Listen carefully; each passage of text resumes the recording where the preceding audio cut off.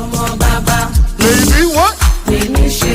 Nípa who? Nípa ìgbàgbọ́ nínú Jésù. Say what? Say what? Ṣebí bàbá mi Lónìí náà o. lónílẹ̀ o. Let's go. Kí máa yẹ fanda, kí máa yọ fanda, kí máa yẹ fanda, kí máa yọ fanda. Happy birthday to you o Engineer Adenekan Ọlátúnbọ̀sún ẹ kú ọdún ẹ kú ìyèdún ọpẹ́ ńlá fẹ́lẹ́dùmarè tó jẹ́ ẹtúrọdún tuntun lókè èèpẹ̀ mo bá yín yọ̀ mo bá yín dúpẹ́ torí ní gbogbo ọ̀nà àyè ọpẹ́ ńlá padà yọ lérí ayé yín ìjíǹjí tí mo jí lówùrọ̀ yìí ìpè aya yín àti ọmọ yín ló jí mi ọ̀hún ìyá àgbọ̀nà ọmọ olóhùn apẹ̀rán á bá wa kí ẹni pàtàkì ayé ra tó ń sọjọ́ ìbí lónìí kú ọdún olórí Ọlábísí aya yín wí ìfẹ́ mi ló ń sọjọ́ ìbí lónìí ọlọ́rọ̀ mi ni ìdùnnú mi ni adé orí mi olówó orí mi ayọ̀ mi ni kẹ́ ẹ pẹ́ láyé nínú ìlera pípé àti ìgbéga oyin lolúwa ní àṣeyí sàmọ́dún ni fún yín àsàmọ́dún sẹ̀mí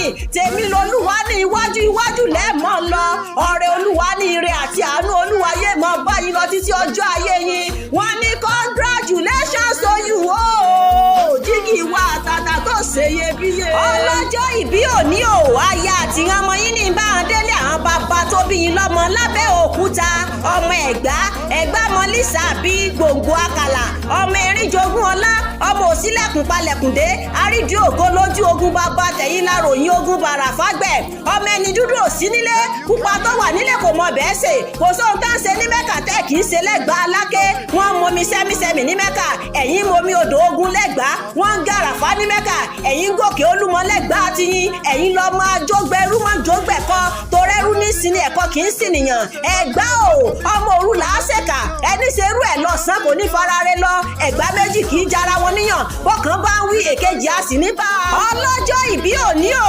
Engineer Adenekan ẹ̀yin lọ máa bí pakọ́ yànrò gbọ́lẹ̀ súkẹ̀súkẹ̀ ọmọ ẹ̀gbá ìgbà gbogbo ọmọ aláké nìyí ọmọ agbójo lọ́wọ́ ogun ọmọ adé orí ẹ̀gbá tẹ̀tẹ̀ wúrù olówó ẹyọ àná tó jò tẹ̀rùn ọmọ akìtìkátà ọbọ̀ngbọ̀n oògùn abatabutu ọlọ́rọ̀ lọ́mọ ẹ̀gbá ọmọ ajífọwọ́ àlejò bọ́nu ọmọ asípa ọdẹ ọmọ asípa bá ìlẹ̀kẹ̀ ẹ̀gbá gbalẹ̀ ẹ̀gbá gboko ìgbàkúgbà sàlẹ́jọ́ ẹ̀gbá ń jàre abímọláké ọmọláké fọlájagun ẹ̀gbá fọlájà ó fèpèjà ọmọ ẹ̀gbá onígbẹ̀dú àlùlà ẹ̀gbá onígbẹ̀dú àlù lọ́wọ́lọ́wọ́ ní tiyín ọlọ́jọ́ ìbí òní o Engineer Adenekan Ọlátúnbọ̀sún bẹ́ẹ̀ ti bẹ̀rẹ̀ ọdún tuntun lónìí ojú rere ọlọ́run kí máa bá yín lọ ẹ̀ nírà padà sẹ́yìn aburú iṣẹ́ yín ènídìí iṣẹ́ ikú èníyọwọ́ yín láwọn àrùn ènígbẹ̀yìn dè mọ́lẹ̀ aya yín ènídà ya láyà àtẹ̀yìn àtayá yín eré eléré ènígbà ṣe yín ṣe ìṣeré ìwọ̀n ọmọ yín sojú ẹ̀mí yín lórúkọ Jésù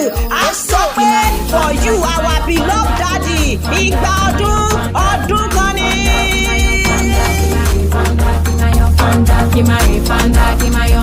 Are you ready for stage 2? Are you ready?